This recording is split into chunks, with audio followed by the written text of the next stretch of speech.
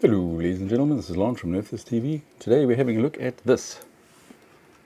The Vinpok, I gotta get this right, Vinpok Taptek wireless keyboard, mechanical keyboard for the Mac. Let's see if it's any good.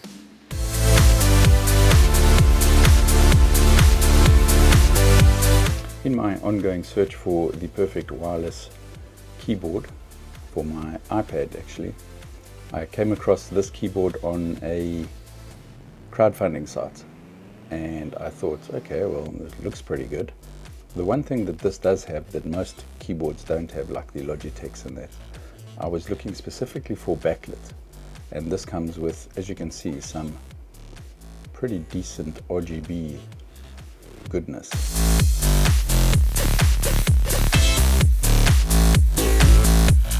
This particular one is obviously in white, but it does come in a metallic grey, very much like the space grey of the Apple product. The keyboard spec itself is very similar to the Azure Retro Classic that I reviewed a while ago. It's you're able to connect to up to 3 Bluetooth devices plus 1 USB-C device. You can connect or change the layout from Mac to Windows to Android to iOS. Well, the Mac and the iOS are sort of bundled up as one, and the Windows and Android is bundled up as one.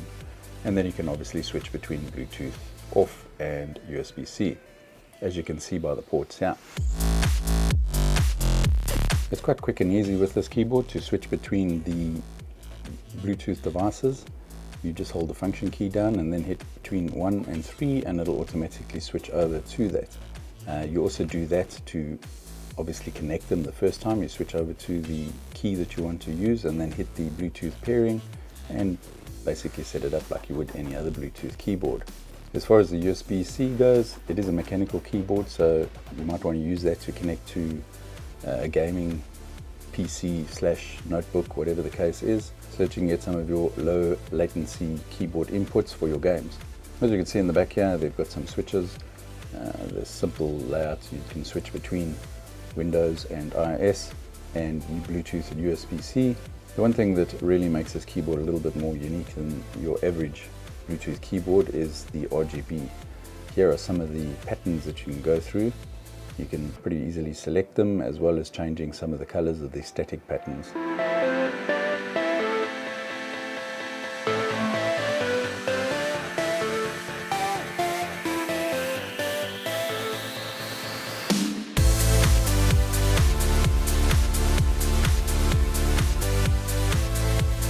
As for the typing experience, I'm not the world's greatest typist. I don't spend my entire day typing, so I'm probably not the best person to sort of speak about this, but I did find that typing on it was pretty okay and that I could do everything that I needed to do. The only thing, if I had a gripe about the typing experience that I would like changed, is their cute little shift key on the right hand side. Also, some of the keys, especially the function keys at the top of the keyboard, don't act quite as you would expect on iOS. In fact, some of them don't even work, whereas the same keys on Mac work fine. So I think it's more geared towards the desktop operating system rather than iOS, although it's completely usable in iOS, except for some of those function keys. Here's a loudness test. I mean, it is a mechanical keyboard, so that you can hear exactly how loud it is.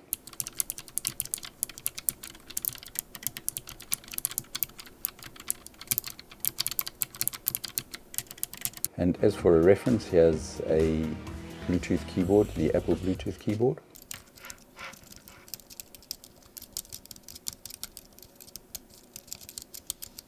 Obviously the Apple keyboard is not mechanical, at least you can see the difference. As you can hear, it's a fairly loud keyboard, so you might want to think twice about taking it to the local coffee shop with you, unless especially if you're a heavy typist like myself. I like to bash my keys, so it could get annoying fast for people around you. And lastly, the battery life. Obviously with the keyboard being such a loud keyboard with all these patterns and lighting and that, it doesn't last long depending on exactly how much use you make of all those lovely RGB patterns. I found that if you use the keyboard the whole day and you've got these fancy patterns going the whole day, then you probably need to plug it in at night with your phone so that it's good to go the next day. If you just use which is more like what I've been doing, just a single color, not flashing, no multicolors, just one color on permanently, then I can generally get 2, sometimes 3 days out before I need to start charging it. Obviously it does switch off on its own when it's not in use, and then as soon as you hit the first key, it'll reconnect to whatever the last device was. Although this is a little bit bigger than I would normally classify as a portable keyboard, and I wouldn't basically throw it into my bag if I was just popping down to the coffee shop to do some light work. But if I go on a long trip, I do find that I still take it with me because it is a nice keyboard. It's fairly robust, it's got a metal housing. So if your use case is pretty similar to mine, or you're not a heavy duty user on mobile anyway, I mean, if you got the thing plugged into USB-C, well, then you're good to go 24/7. Do I like the keyboard, and would I buy it again? Yes, I would. In fact, next time I would probably just get the gunmetal one, or gunmetal space gray one. I don't know what the color is that they actually call it, but I'd get the space gray one just to have something of a bit of a variety. Any hardware that we discussed in this video, there'll be links to it below.